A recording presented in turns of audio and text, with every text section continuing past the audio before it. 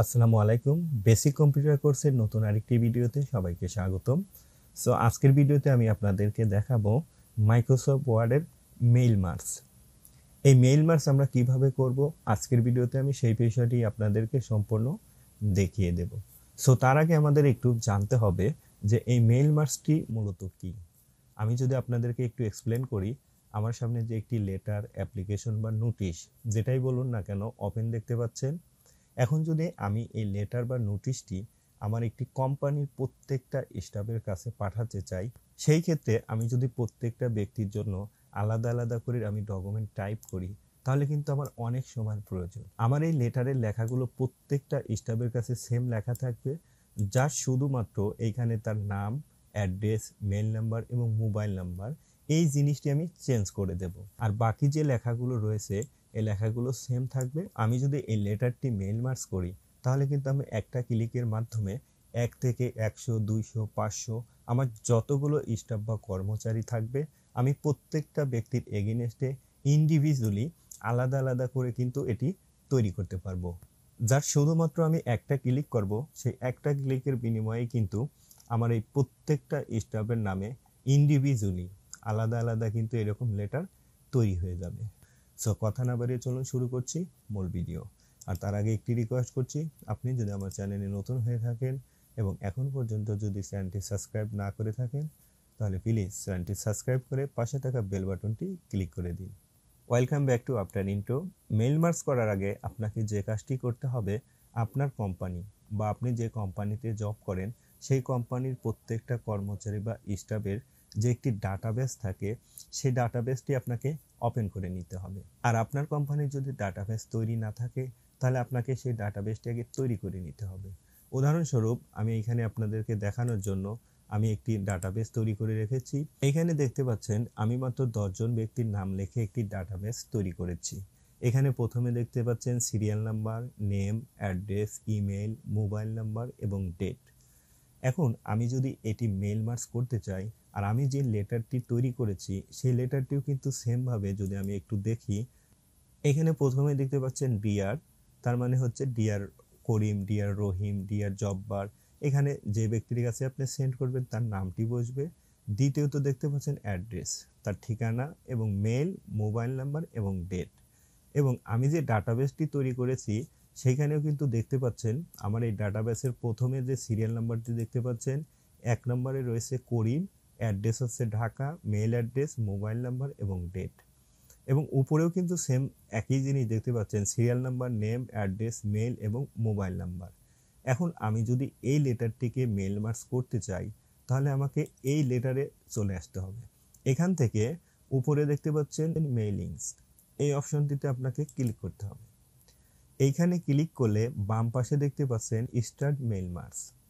আপনি যদি এই ড্রপ ডাউনে ক্লিক করেন, আপনি কি মেইল মার্কস করতে যাচ্ছেন, লেটার, ইমেল, মেসেজ, ইনভেলপ।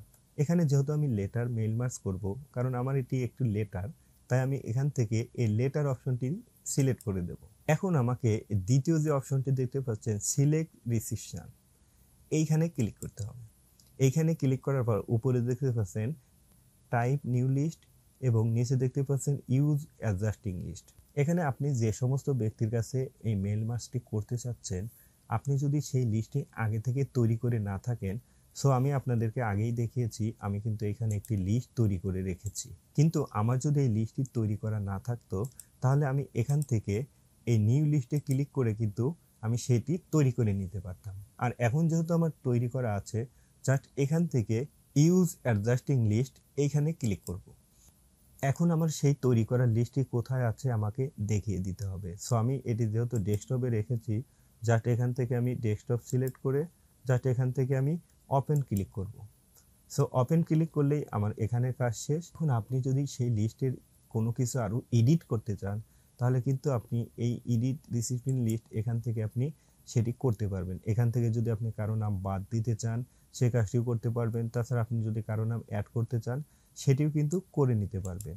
আর আপনার যদি কোনো কিছু চেঞ্জ করার প্রয়োজন না হয়, ডান পাশে দেখতে পাচ্ছেন ইনসার্ট মার্কস ফিল্ড, এই ড্রপ ডাউনে ক্লিক করতে হবে। এই ড্রপ ডাউনে ক্লিক করার পর প্রথমে দেখতে পাচ্ছেন serial number, name, address, mail, mobile number. এবং আমি যে লিস্টটি তৈরি করেছি সেখানেও দেখতে পাচ্ছেন serial number, name, address, email, mobile number.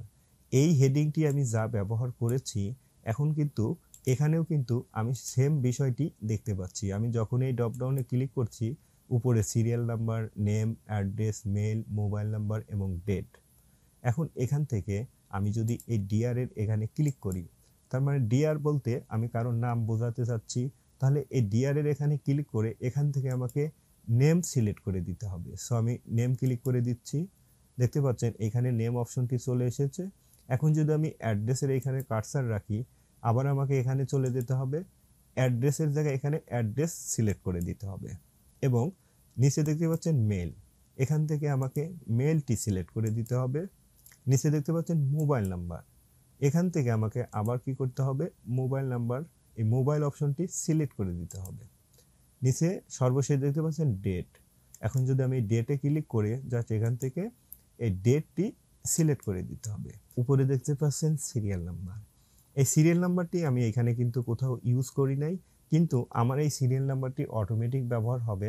আমি যে লিস্টটি তৈরি করেছি সেই লিস্টের প্রথমে যে নাম থাকবে এবং পরবর্তীতে যে নামগুলো থাকবে সেটি কিন্তু পর্যায়ক্রমে অটোমেটিক তৈরি হয়ে যাবে, এখানে আপনাকে কিছু করতে হবে না। ডান পাশে দেখতে পাচ্ছেন প্রিভিউ রেজাল্ট, আপনি যদি এই প্রিভিউ রেজাল্টের উপর ক্লিক করে দেন তাহলে আপনার লিস্টের প্রথমে যে ব্যক্তির নাম থাকবে সেটি কিন্তু এখানে অটোমেটিক চলে আসবে। দেখতে পাচ্ছেন এখানে MD Karim, Dhaka, mail address, mobile number এবং ডেট। আমরা যদি সেই লিস্টটি একটু চেক করি, আমরা যদি দেখি দেখতে পাচ্ছেন আমাদের প্রথম যে ব্যক্তির নামটি রয়েছে MD Karim, Dhaka, mail address, mobile number এবং ডেট। এখন আমি যদি এই প্রত্যেকটা ব্যক্তিকে এখন সেন্ড করতে চাই তাহলে একেবারে লাস্টে যে অপশনটি দেখতে পাচ্ছেন ফিনিশিং অ্যান্ড মার্কস, এখন যদি আমি এই ড্রপডাউনে ক্লিক করি উপরে দেখতে পাচ্ছেন এডিট ইন্ডিভিজুয়াল ডকুমেন্ট। আমি প্রত্যেকটা ব্যক্তির জন্য আলাদা আলাদা যদি এরকম ডকুমেন্ট তৈরি করতে চাই, এখন কিন্তু আমার এখানে মাত্র একটি ডকুমেন্ট রয়েছে। দেখতে পাচ্ছেন আমার এখানে যে প্রথম ব্যক্তির নাম সেই ব্যক্তির নামেই কিন্তু একটি ডকুমেন্ট তৈরি হয়েছে। এখন আমি প্রত্যেকটা ব্যক্তির নামে আমি এই ডকুমেন্টটি তৈরি করব। এর জন্য উপরে দেখতে পাচ্ছেন এডিট ইন্ডিভিজুয়াল ডকুমেন্ট, এইখানে যদি আমি ক্লিক করি এরকম একটি পপ আপ চলে আসবে। এখান থেকে উপরে যে অল অপশনটি রয়েছে এখানে সিলেক্ট করে জাস্ট আপনি ওকে করে দিবেন। ওকে করে দেওয়ার সঙ্গে সঙ্গে আপনার লিস্টের প্রত্যেকটা ব্যক্তির এগেইনস্টে এরকম আলাদা আলাদাভাবে একটি লেটার তৈরি হয়ে যাবে। সো আমি এখন যদি ওকেতে ক্লিক করি তাহলে দেখতে পাচ্ছেন এখানে আমার যতগুলো ব্যক্তি থাকবে প্রত্যেকটা ব্যক্তির নামে কিন্তু ইন্ডিভিজুয়ালি এই লেটার কিন্তু তৈরি হয়ে যাবে। সো আমি উদাহরণস্বরূপ আপনাদেরকে একটু দেখাই, এটি কিন্তু আমার প্রথম যে লেটারটি ছিল সেটি। এখন আমি যদি দ্বিতীয় ব্যক্তিটি চেক করি, তো এখন যদি আমি এইভাবে একটু স্ক্রল ডাউন করি, তো দ্বিতীয় ব্যক্তিতে দেখতে পাচ্ছেন রহিম। এখন যদি আমি একটু লিস্টটি চেক করি দেখতে পাচ্ছেন আমাদের দ্বিতীয় যে ব্যক্তি ছিল সেটিও কিন্তু রহিম রয়েছে। এখন এইখানে আপনার যতগুলো ব্যক্তির নাম থাকবে ততগুলো এখানে লিস্ট অটোমেটিক তৈরি হয়ে যাবে। আমরা যদি একটু জুম আউট করে দেখি তাহলে কিন্তু আরো বিষয়টা ক্লিয়ার হবে। এখানে দেখতে পাচ্ছেন আমার ওই ডাটাবেসে টোটাল কিন্তু 10 জন ব্যক্তির নাম ছিল, এখানে কিন্তু আমার 10টি ডকুমেন্ট অলরেডি তৈরি হয়ে গেছে। এখন আপনি এটি এখান থেকে মেল করতে পারবেন, তাছাড়া আপনি যদি এটি প্রিন্ট আউট করে পাঠাতে চান সেটিও কিন্তু করতে পারবেন। ভিডিওটি এই পর্যন্তই। ভিডিওটি যদি ভালো লেগে থাকে তাহলে অবশ্যই একটি লাইক এবং কমেন্টস। পরবর্তীতে দেখা হবে নতুন কোনো ভিডিওতে। সে পর্যন্ত ভালো থাকুন, সুস্থ থাকুন। আল্লাহ হাফেজ।